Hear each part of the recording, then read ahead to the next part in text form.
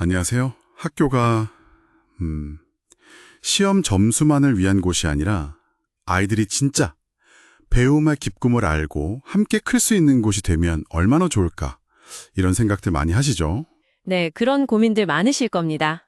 오늘 여러분이 보내주신 자료들을 보면서요, 바로 그런 고민에 대한 하나의 답이 될 수도 있는 배움의 공동체 모델을 좀 깊이 파고들어 볼까 합니다.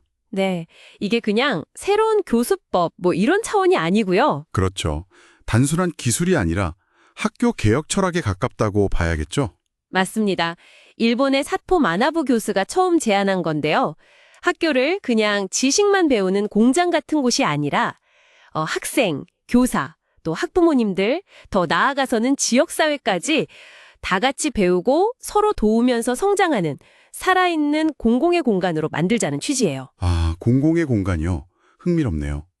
오늘 이 모델이 어떤 철학을 가졌는지, 또 실제로는 어떤 모습인지, 현실적인 어려움은 없는지 이런 것들을 좀 다각도로 살펴보겠습니다. 좋습니다.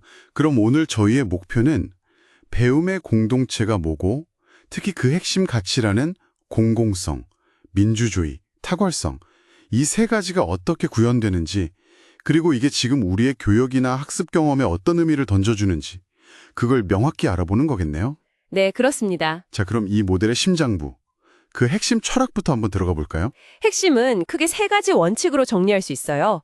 첫째는 공공성인데요. 이건 교실문을 좀 열자는 겁니다. 서로 수업을 보고 배우고 학교가 사회에 대해서도 좀 더 책임감을 갖자는 거죠. 교실문을 연다는 게 참 쉬운 일은 아닐 텐데 중요한 지점이네요. 그렇죠. 둘째는 민주주의예요. 교사든 학생든 누가 됐든 학교 구성원 모두가 주체적으로 참여하고 서로의 이야기에 귀 기울이고 존중하면서 함께 결정하자는 겁니다. 네. 그리고 마지막이 아까 말씀하신 탁월성이죠. 이게 좀 특별하게 들렸어요. 네, 이게 흔히 생각하는 경쟁에서의 1등 이런 게 아니에요. 그보다는 학생 한 명 한 명이 가진 잠재력을 최대한 발휘하고 성장하는 데 초점을 맞춥니다. 어제보다 조금 더 나아지는 발돋움과 점프가 있는 배움?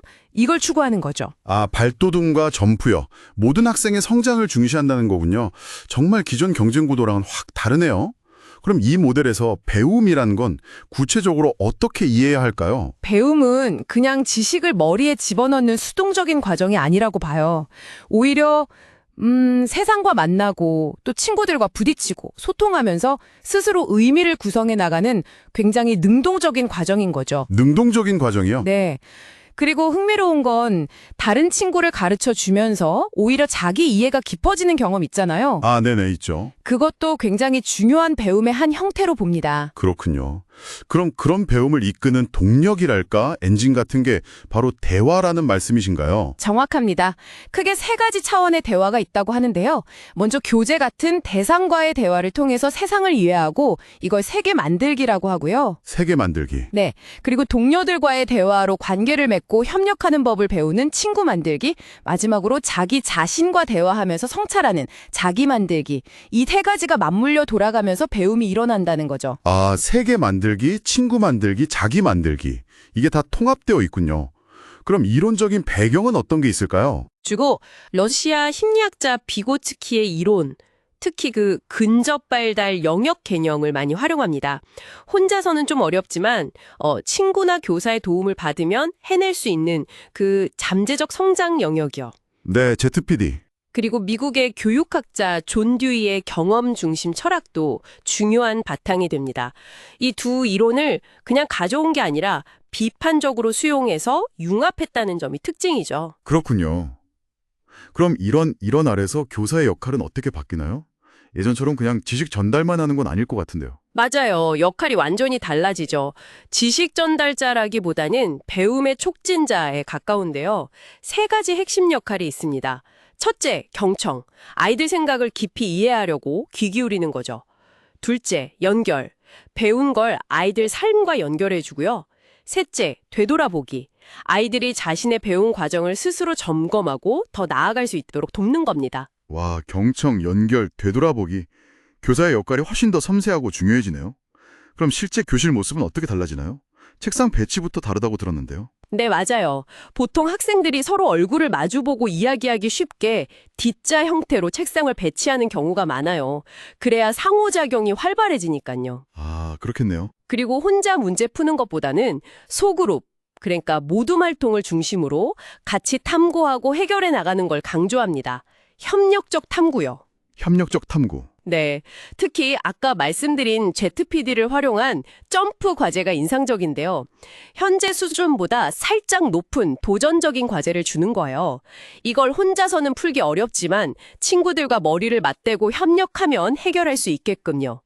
마치 조금 높은 허들을 친구들 도움으로 폴짝 넘으면서 성장하는 느낌이랄까요? 아, 점프 과제. 재밌는 표현이네요.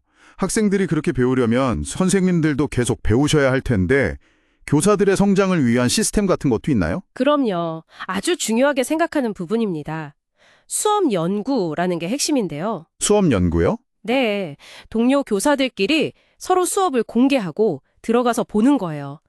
근데 이게 뭐 잘했나 못했나 평가하려는 게 절대 아니고요. 아이들이 저기서 어떻게 배우고 있지? 어떤 지점에서 어려움을 느끼지? 이런 학생들의 배움에 초점을 맞춰서 관찰하고 나중에 모여서 아주 진지하게 협의를 합니다. 이걸 통해서 다 같이 성장하는 거죠. 아, 평가가 아니라 배움에 초점을 맞춘 협의회군요. 서로에게 배우는 거네요. 그렇죠. 지속적인 성찰과 개선이 가능해지는 중요한 기제입니다. 이론적으로는 정말 매력적인데요. 이게 우리 한국 학교 현장에서는 실제로 어떻게 적용되고 있을지 궁금합니다.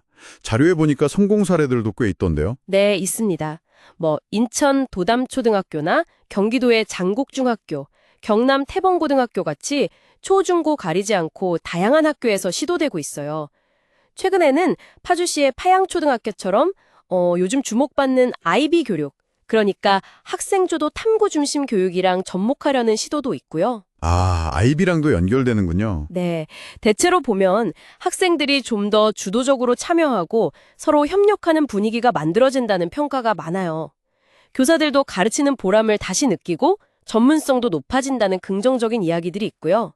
심지어 학교 폭력이 줄어드는 효과도 보고되고 있습니다. 학교 폭력 감소까지요? 네, 예를 들어 경기장곡중 같은 경우는 토론 수업 같은 데서 학생들 참여도가 눈에 띄게 좋아졌다고 해요. 물론 처음에는 교사들이 좀 일이 많아진다고 느끼는 어려움도 있었다고 하고요. 역시 현실적인 어려움이 없을 순 없겠죠. 아무리 좋은 철학이라도 이걸 현장에 딱 맞게 적용하려면 여러 가지 넘어야 할 산이 있을 텐데요. 자료에서는 어떤 점들을 주로 지적하고 있나요? 아무래도 우리 교육 문화와의 차이 같은 게 있겠죠. 또 교사들 업무 부담이 늘어나는 문제도 있고요. 그리고 배움의 과정을 중시하는데 여전히 우리 평가는 결과 중심인 경우가 많잖아요. 그 사이의 간극도 현실적인 어려움으로 꼽힙니다. 평가와의 괴리, 그건 정말 큰 문제겠네요. 네. 또 이런 구성주의적인 접근이 모든 학생에게, 특히 학습에 좀 어려움을 겪는 학생들에게 항상 최선일까 하는 근본적인 고민도 제기되고요. 아, 그렇군요. 학계에서는 또 다른 비판적인 시각도 있나요? 네, 있습니다. 예를 들어 철학자 거트 비에스타 같은 분은 어떻게 배우는가, 즉 배움의 과정에만 너무 집중하다 보면 정작 무엇을 배우는가, 교육의 내용이나 목적의 중요성을 놓칠 수 있다고 경고해요. 이걸 교육의 학습화라고 부르기도 하고요. 교육의 학습화. 배움만 강조하다 교육의 본질을 놓칠 수 있다는 거군요. 그렇죠. 또 우리나라의 박재원 교수님 같은 경우는 이게 한국에 들어오면서 원래 철학이 가졌던 어떤 깊이나 역동성이 좀 약화될 수 있다는 우려도 제기하십니다. 여러 각도에서 살펴볼 지점들이 있네요. 네. 근데 여기서 정말 주목해야 할 점은 배움의 공동체가 단순히 새로운 수업 기술이나 방법론이 아니라는 거예요. 그보다는 학교라는 시스템 자체를 바꾸려는 시도라는 거죠. 시스템 자체를요? 네. 학교를 공공성, 민주주의, 그리고 아까 말한 그 개개인의 성장을 존중하는 탁월성, 이런 가치들이 정말 살아 숨쉬는 공동체로 만들려는 어떻게 보면 굉장히 거대한 프로젝트인 셈입니다. 배움이라는 게 그냥 개인의 머릿속에서 끝나는 게 아니라 관계를 맺고 공동체를 만들어가는 과정으로 확장되는 거죠. 아, 듣고 보니 그러네요. 단순히 수업 방식의 변화가 아니라 학교 문화 전체, 시스템 전체를 바꾸려는 철학이자 운동으로 봐야겠군요. 맞습니다. 결국 이 모든 이야기가 우리에게 던지는 메시지는 교사가 일방적으로 지식을 막 쏟아붓는 그런 시대를 넘어서 학생 한 명 한 명이 다 배움의 주인이 되고 서로가 서로에게 배우고 의지하면서 함께 성장하는 학교, 바로 함께 배우고 함께 성장하는 학교를 만들자는 그런 비전인 것 같습니다. 네, 정확합니다. 그리고 이 접근 방식은 꼭 교육계에 계신 분들만 아니라 자녀 교육에 관심 많은 부모님들, 아니면 그냥 어떻게 하면 더 잘 배울 수 있을까 고민하는 우리 모두에게 시사하는 바가 크다고 생각해요. 어떤 점에서 그럴까요? 교육이 단순히 지시감기 그 이상이라는 걸 보여주니까요. 어떻게 협력하는 법을 배울 수 있는지, 어떻게 비판적으로 생각하는 힘을 키울 수 있는지, 또 민주적인 시민으로 살아가는 건 어떤 건지, 이런 것들을 학교 교육을 통해 길러낼 수 있다는 가능성을 보여주는 거죠. 학교 교육의 본질이 과연 무엇이어야 하는가, 이런 근본적인 질문을 우리에게 던지고 있습니다. 네, 정말 중요한 질문이네요. 마지막으로 청취자 여러분께 이런 질문 하나 던지면서 마무리하면 어떨까 싶습니다. 아까 비에스타의 지적도 나왔지만 배움의 과정과 협력을 강조하다 보면 자칫 무엇을 배우는가, 그 내용의 깊이가 좀 얕아질 위험은 없을까요? 그럴 수 있다는 우려죠. 네. 배움의 공동체가 추구하는 그 탁월성이라는 것이 정말로 깊이 있는 지식 탐구나 어떤 도전적인 아이디어와의 씨름까지 포함하려면 우리는 뭘 더 고민해야 할까요?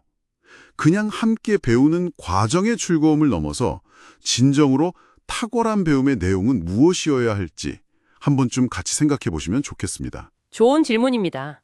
오늘 저희가 준비한 이야기는 여기까지입니다. 들어주셔서 감사합니다. 감사합니다.